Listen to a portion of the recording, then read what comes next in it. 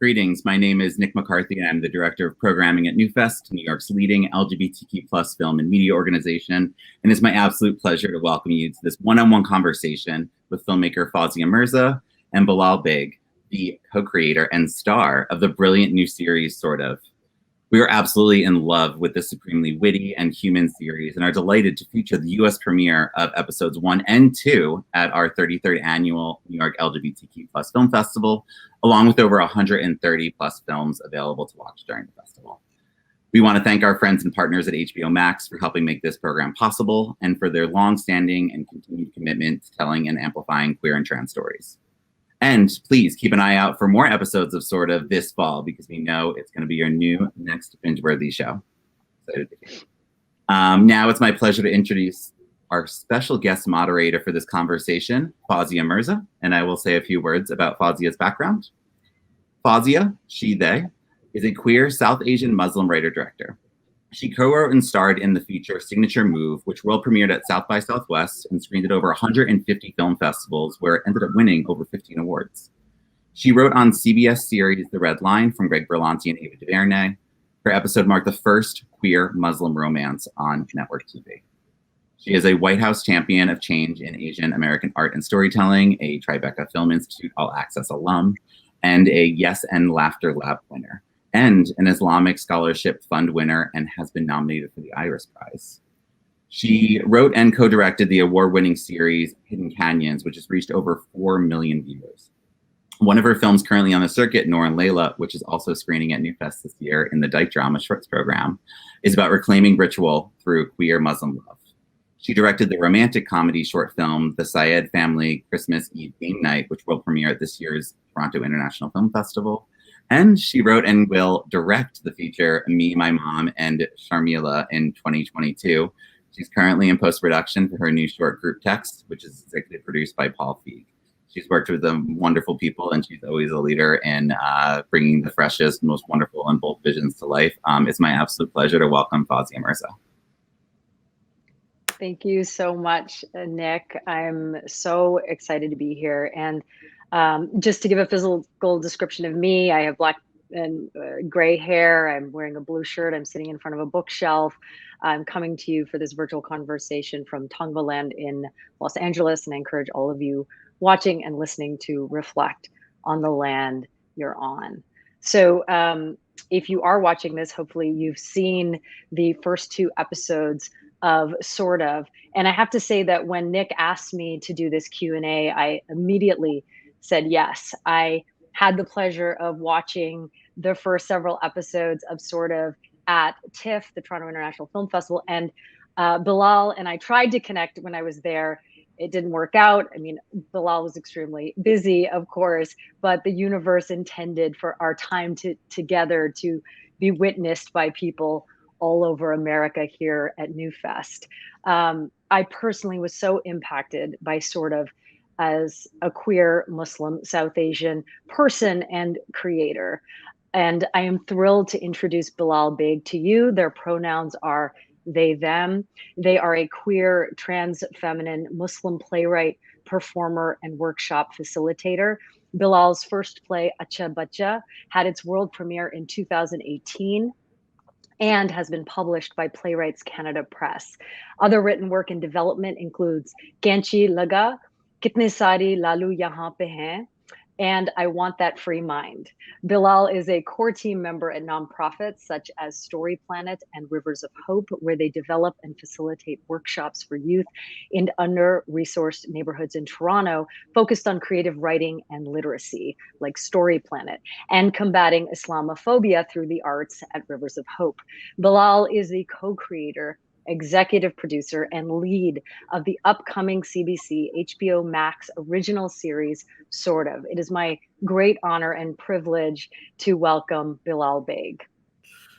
Thanks so much. It's nice to chat with you versus texting frantically on WhatsApp, trying to find a time to get together. Same. I know. How is your cat? Is your cat doing okay? Is my first very important question. Oh my God. She attacked me this morning. So the short answer is no, but the long answer is she's getting there. We're working it out. Oh my gosh, that truly sounds like something that all of us can relate to in 2021 as human beings as well. So that's so good to know.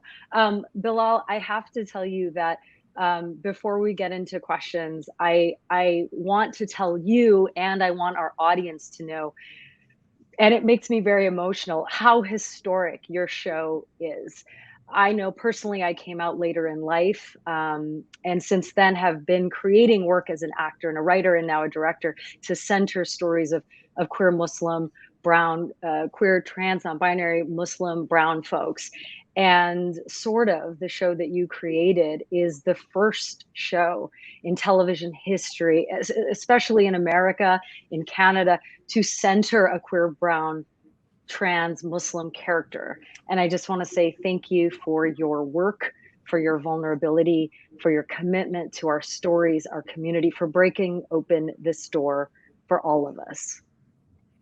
Thank you so much for saying that. And it means a lot coming, you know, so much of this can't happen if we don't have the people before us, you know, budging open that door. And you're totally one of those people. So I think this is really special that you and I are chatting tonight, you know?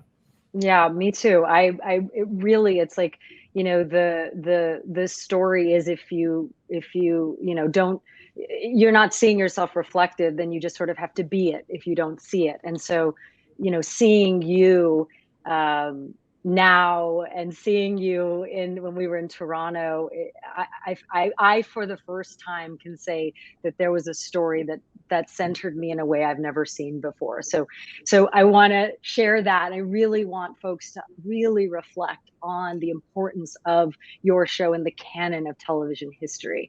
Now, I would love to talk a little bit about your background because it is in theater, and you know, the Canadian, the Toronto theater scene is so rich and so robust. Could you talk a little bit about your theater background and how you went from writing and performing theater to transitioning into writing and creating for television?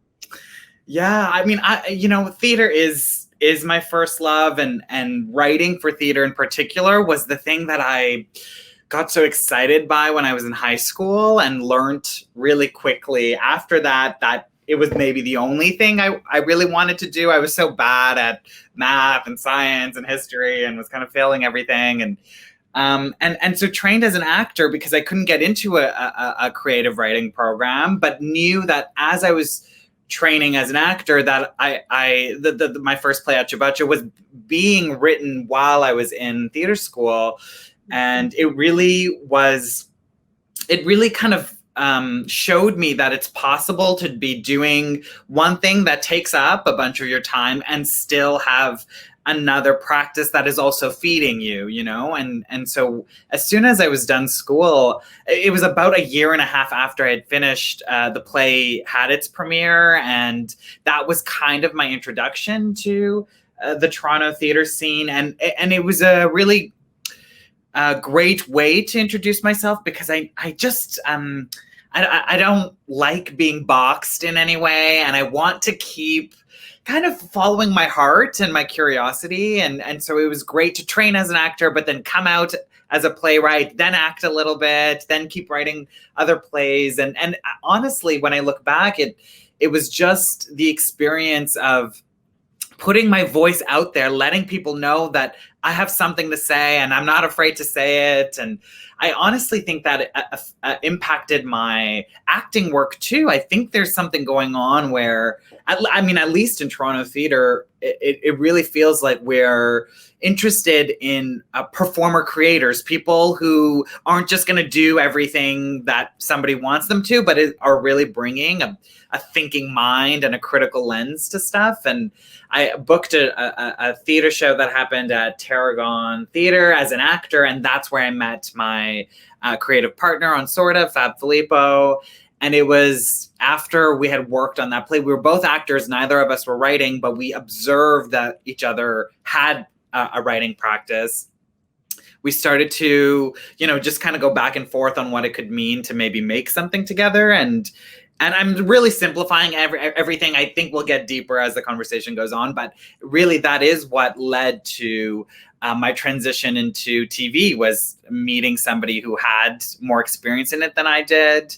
But me, again, one of the things I look back and I feel really proud about was my fearlessness in being like, this is my point of view on the world, and I'm not really gonna compromise it if I'm making theater for like 50 people in a small venue or a TV show that's gonna reach lots more people. I mean, that is, I mean, honestly, being able to hold on to your point of view when creating television, I think it's really difficult in the industry, especially in Hollywood, especially in the United States, where it, you know, what I've been finding really fascinating about working in Canada and the US, they are different. And there's it's capitalism, let's be real, it's capitalism. And to hear you talk about holding on to your POV, that is so difficult. And when you're talking about not being put in a box, the system, Hollywood always, well, what are you? What is the one thing you're doing? How do you just pick a lane? This is too complicated. And what I love, one of the many things I really love about your show is you lean into the transition, you lean in to the intersectionality, you lean into the things that everybody else thinks are so complicated. And that is where all the beauty and storytelling comes from, is the complication. And could you talk a little bit, could we, yeah, like I got to hear some of your collaboration with Fab backstage doing theater together.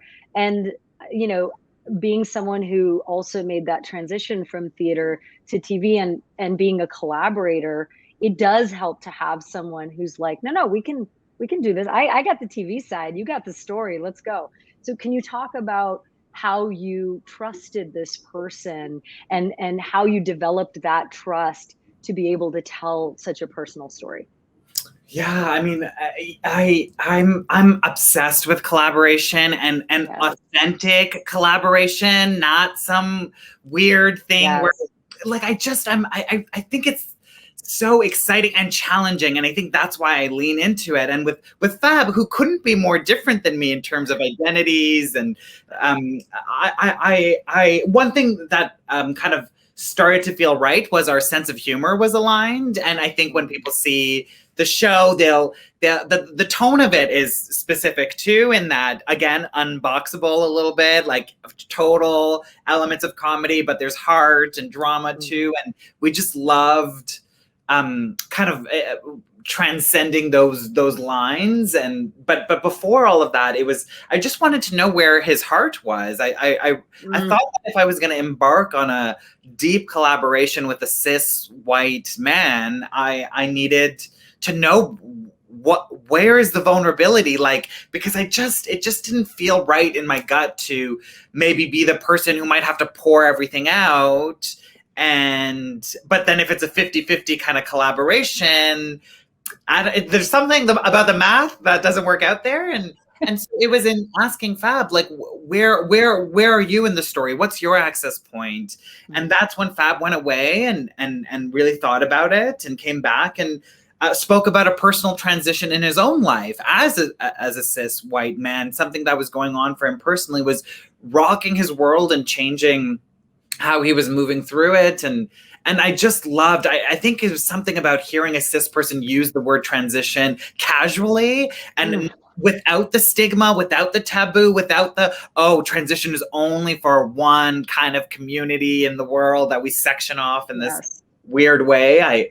I just thought that was really powerful. And I recognize that transitions are different. And I think our world doesn't see them all equally. But I think there was a real power in making sure that the thing we were creating was going to include people of multiple genders and identities and skin colors and existing together, you know, because I think that is the reflection of our world, and at least Toronto for sure. And so I just really appreciated his sensitivity and him bringing himself to it with his heart. And that made it really okay for me. That made me really think, okay, then we really are going to do this thing together, and we both are going to be vulnerable in it. And I think that just put me at ease, you know. Then it was like, yeah, now the math is working, you know.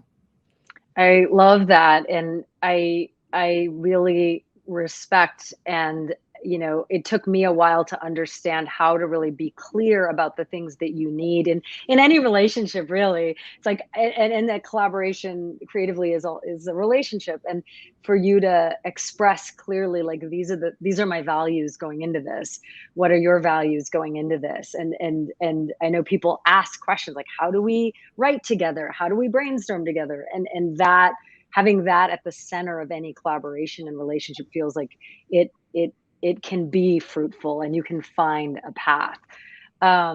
Could you talk a little bit about, you mentioned Toronto and this place, and one of the other things that I was really struck by in the show, and again, really impacted by having the duality of being Canadian and American, was there are, and the American audiences may not be as familiar with this, but Toronto is not really seen as a visible character in many TV shows that American audiences know about. Like, many hundreds of shows are shot in Toronto, and usually it's for some other city. It's Toronto for New York, Toronto for Chicago, Toronto for insert city here, but sort of embrace Toronto in all of its, like, brightness and sexiness, and the trams and just like, we got to see the city in a vibrant way that I have not seen reflected in another show before. Could you talk a little bit about, was that always something that you wanted to do, or is that something that came about through the process?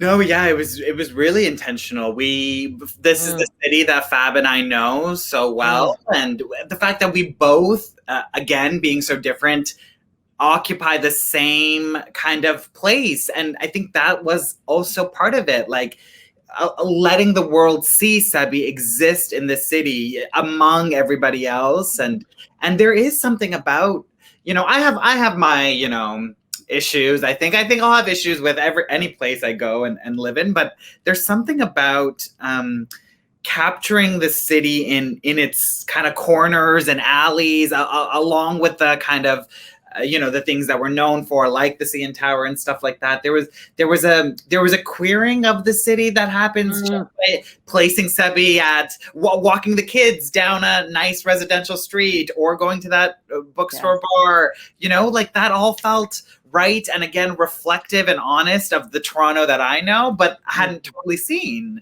So that felt, yeah, it really truly does, and also, when I think of Toronto, I think of a city that is deeply South Asian, and that's not a Toronto that we see in other spaces. And so it was really beautiful to see a South Asian at the center, a brown person at the center of this city.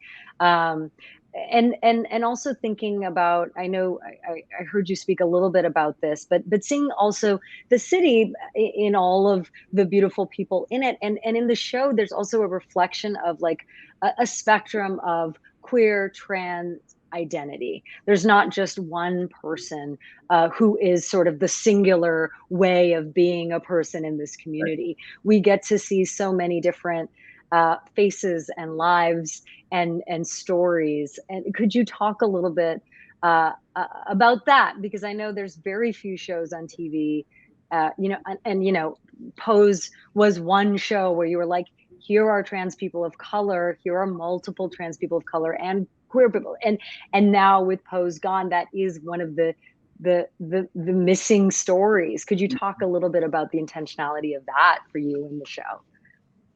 It was really just about, this is like, the characters who exist on sort of are versions of, like, the people Fab and I know in our lives. Like, it's not, I love that you're talking about uncomplicating these things. Like, the Sebi and Seven, their best friend, can totally be best friends, and between the both of them can check every identity box under the sun. Like, it is not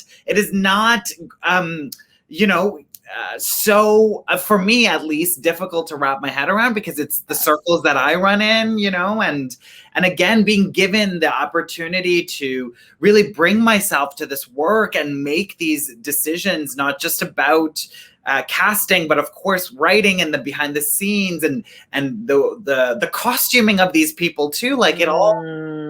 The only way I think to do this would have been to have me be involved in every step of the way, and I'm so glad it worked out that way. And it was just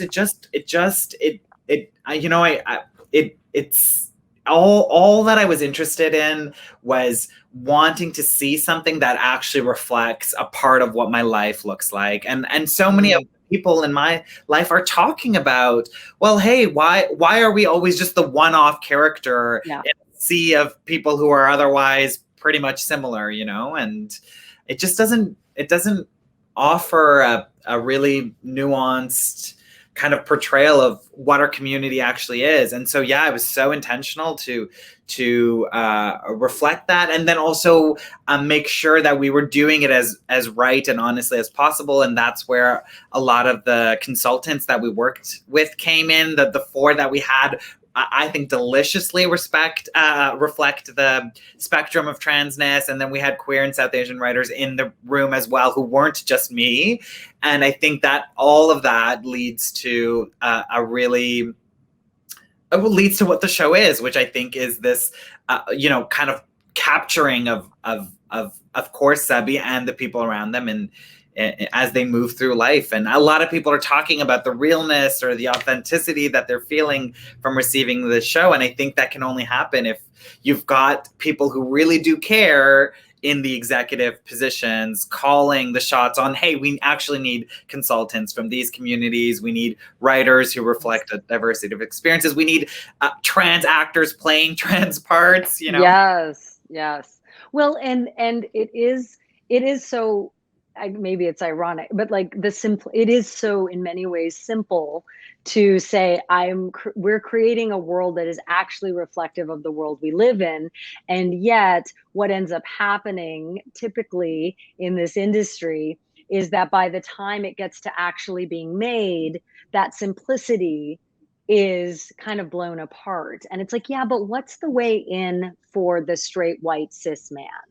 And that is sort of the problem, one of the problems of creating in Hollywood. And so I really reflecting back what you're saying about the importance of folks who are being represented at every stage of creation, being involved in every stage of creation. That is how you create ridiculously authentically, in the way that is possible and in a way that's deeply aspirational. Getting to a little bit of the creative, there's a line at the end of the pilot, and if you're watching this, I'm going to assume it's not a spoiler. Maybe it is a spoiler if you haven't seen it, but if you've seen it, it's fine. But there's a line that Subby says, the character that you play. The line is, "It's not even a choice," and the line is said about like, Subby's choosing to stay, not go to Berlin, and choosing to help with the family and the kids. And it feels reflective of wanting to help and following your instinct when making a decision, but also feels deeply reflective of our identity as people. Can you talk a little bit about that line? It really hit home for me, both in the first time I saw it, but then also when watching it again. Oh yeah, I'm so glad. I love that line. I love that scene between Sebi and Paul. It's very, I cried already today. It feels really impactful about who we are. Yeah. And actually earlier in that episode, it comes from Sebi's sister when they go to her office and she says, sometimes these things aren't choices, like you'll just know, and I love that too, because what I love about Sebi and Aksa's dynamic is that they're so hit or miss. They're not exactly like aligned all the time. She's so sharp and fast and quick, and Sebi's a thinker and a little bit slower. And it was I think why that moment in particular means so much to me when Sebi offers it to Paul. It's not even a choice for me to stay here. Like, of course. It also speaks to Sebi's connection to their family, and that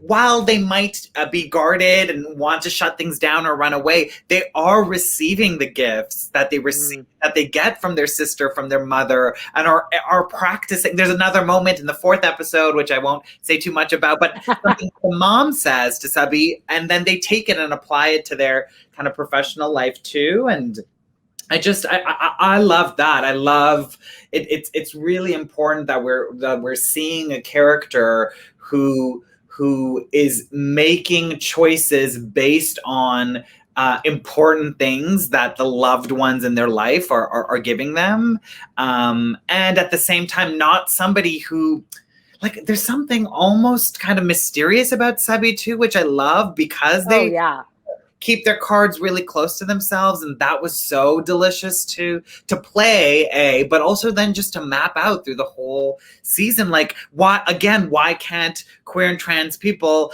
not be so outwardly sassy and confident, and like, here is somebody who's, I think we're really gonna watch them step into themselves. And again, when we see them early on, there's an absolute kind of sense of trying to figure out what to do next, and I think they will become more and more intuitive through the season. And I think that's a arc we should be given to, something a little bit more subtle, again, not always over the top and flamboyant, but yes, it's not even a choice. Totally is it says so much. And I think the way it comes out of Sebi's mouth too is there's a release with it. Yes, it's I am who I am. I'm doing this for you. It's not even a choice. Yeah. It speaks volumes, and just says so much on all of those different layers. It's a really beautiful line. And just hearing you speak about Sebi as a character, and I read a little bit about you talking about your relationship to performance and the struggle with visibility, and I have my own experience of that, and sort of shifting out of acting in many ways because of that struggle. And also, as queer, brown, Muslim people, queer and trans and non-binary, brown Muslim people, there's not that many folks who will play these roles and do the things that we might do on screen.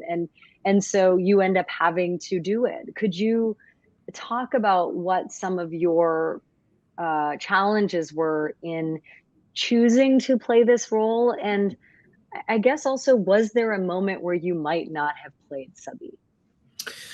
Oh my God!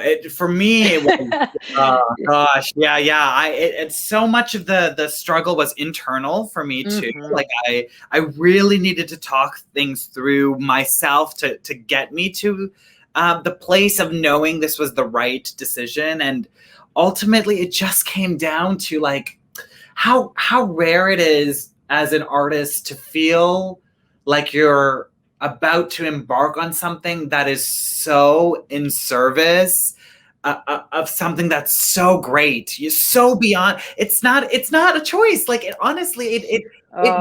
transcended.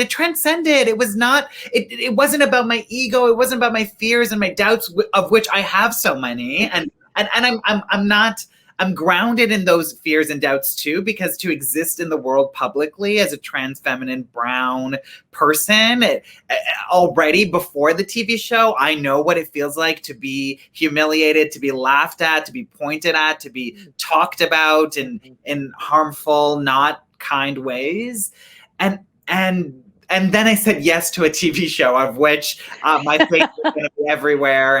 And really, that yes, it took some time for me internally to get to, but it was a pretty easy yes, because it was like, oh my gosh, I want to be the vessel for this story, at least for this story. And, you know, also we have agency, which is great. I can say no to everything else and return back to a more private life if I wanted to, or, you know, this industry might really surprise me and I might want to keep going. And, but for now, it's so important that my relationship to the show stays so pure. It really is, in this place of humbling myself to the character, to the world, being in service of that, because I just have a feeling that it can offer some real healing for our communities when we see it created authentically, played authentically, you know, like it can unlock these conversations that I think so many of us are hungry for on a mainstream kind of level. My hope is too that the show, because there's such a diversity of characters, that cross community conversations can also be happening. And so it was all of that. And I was like, well, no, I will work through the things I have to work through to be in service of this project, of what we're trying to do. And definitely no regrets, but also it is a struggle. Absolutely. Like, I'm not going to be kidding myself around, you know, seeing myself on bus stops and billboards is like not the thing that like excites me, you know? Well, and there's something so I think also healing about talking and sharing about that very vulnerable and honest struggle, because, you know, again, the industry really builds up like a lack of transparency about everything. Don't talk about your actual feelings. Don't talk about what really happened. Don't talk about how much you make. Don't talk about any of this, because it's about creating competition rather than collaboration. And instead, what I'm hearing is just this desire to step completely outside of that and be super honest from the beginning of like, this is not easy to do. And also, of course, it's an exciting journey, but like, that doesn't mean it's easy. This is important, but that doesn't mean it's not a struggle. And that's fucking real. You know what I'm saying? Like that is real. And that is the journey and another part of the process. Okay, what about? I mean, there's so many things I want to ask you about.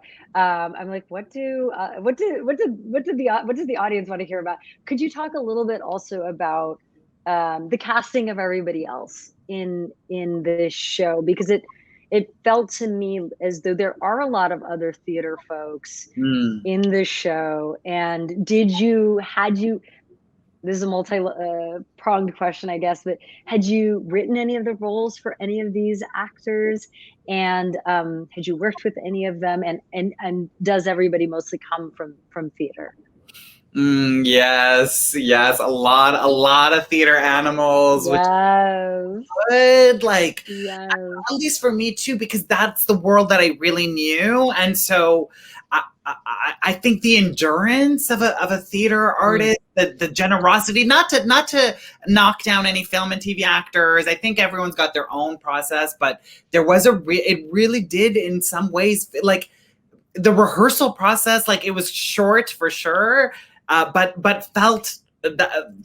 felt somewhat at home because I was working with people who got where I was coming from, but then particularly the person who plays Seven, Amanda Cordner, the best friend of Sebi, and then Sebi's mom, Ruffo, is played by Alora Patnaik, and both those two are very dear people in my life prior to TV show, and I both for sure were in my head when Fab and I were first like, you know, breaking who some of these characters are. And I mean, particularly Amanda, like it's an energy that's quite specific, and I just like to be the kind of opposite, the foil to Sebi. Like, you need someone who's operating at that level, and Amanda just brought it, would change lines. Well, there's probably so much footage of me breaking character and laughing because I had no idea what was going to come out of Amanda's mouth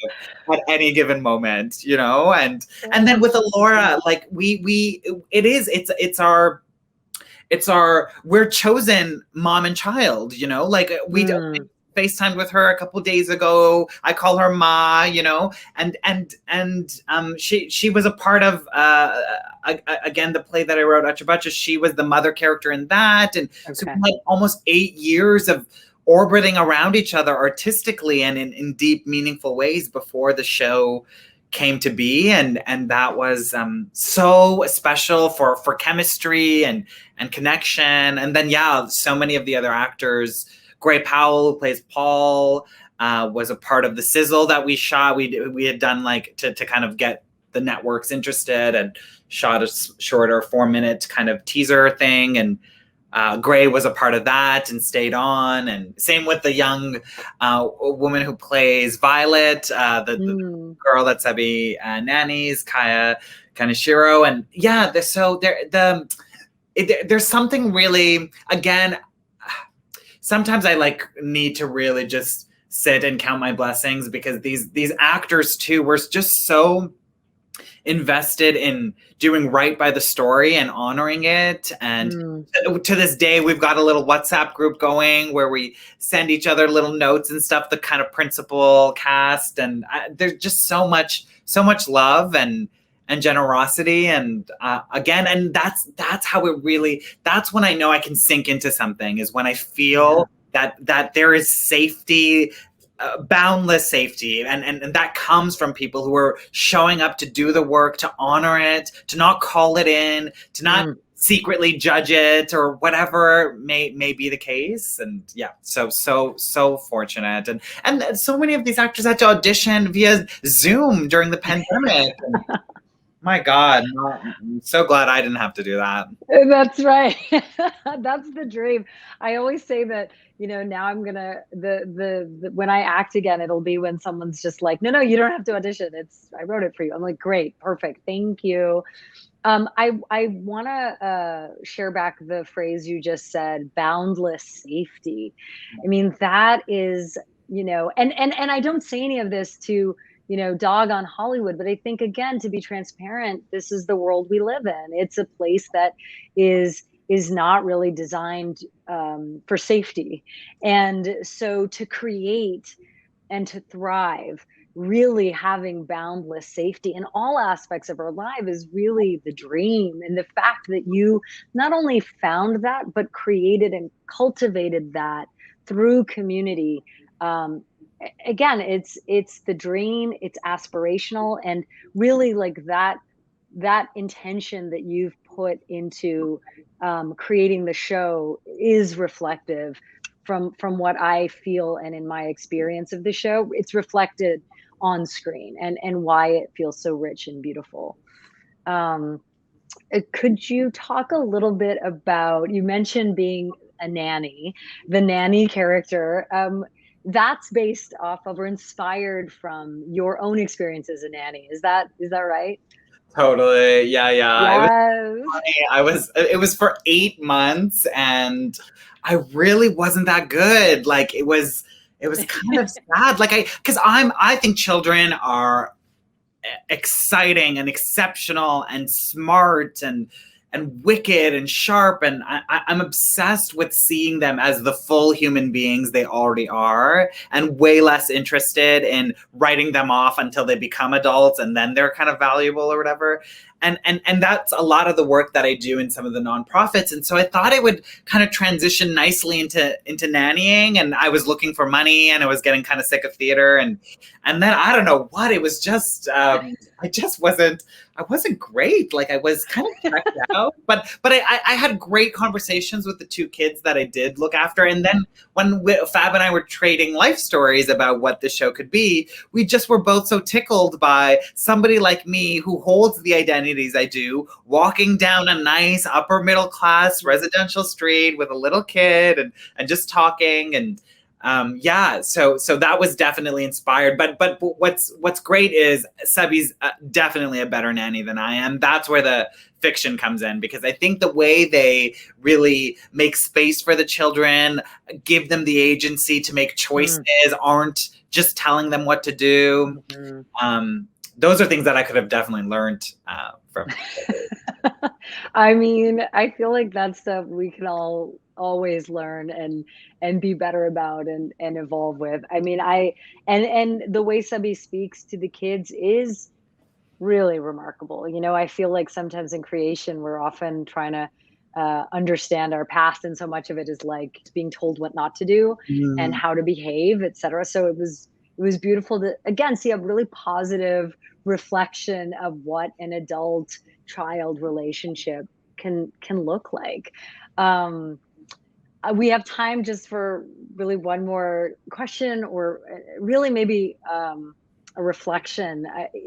I know that either already you're talking about the show a lot. You're being asked a lot of questions. In this little time we have left, is there something that you really want to share about the show or the characters or the people involved, or the process that you don't get asked about that's really important to you? Yeah, okay, yeah. Because I think the way this conversation has gone down, it's so much about I just want to share the things that we did that worked for us, that could work for other people. If we find ourselves in positions to make decisions, and one of the things that I loved was not only around how we were able to engage trans and non-binary actors on the show, which was not through the union always, because a lot of them weren't unionized, and it took writing letters to be able to approve that, which we did. We opened our casting call across the nation and saw people from all over Canada. I think over 150 people, and then off of that, we're able to cast people in different parts. And then one of the other things that I personally loved, which again was just an extension of my work in community that I just brought to the executive producing, because I was like, well, why not? Was when trans and non-binary people were on our set, we made it really clear to them that if they needed Ubers to get to work or to come home, because sometimes just taking transportation can be a harmful, scary thing, we offered that to them.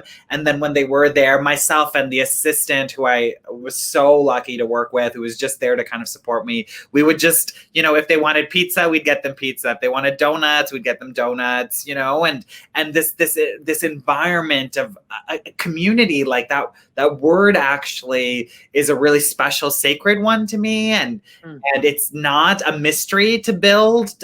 Like in my head, it's really about seeing what the needs are and doing your best to meet them for the group of people that you're interested in serving. And so, yeah, I just want to talk about that a bit, because it happened, and it's important to say it, and it's important to recognize that as a part of the work too, that it's not some flowery thing, but again, it takes heart and discipline and making sure that, because I couldn't have done it on my own either, right? I needed my co-creator and the producers at Sienna Films and my assistant to all be aligned with me, and that's how we were able to also achieve not only bringing the people in, but then really taking care of them when you do it too. Oh my gosh, I feel like what you've just said is so important, and I just want to repeat that.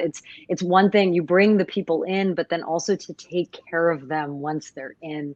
And I think that is a gaping hole in our current system of like diversity and people, trying to do the work, but it sort of not always working.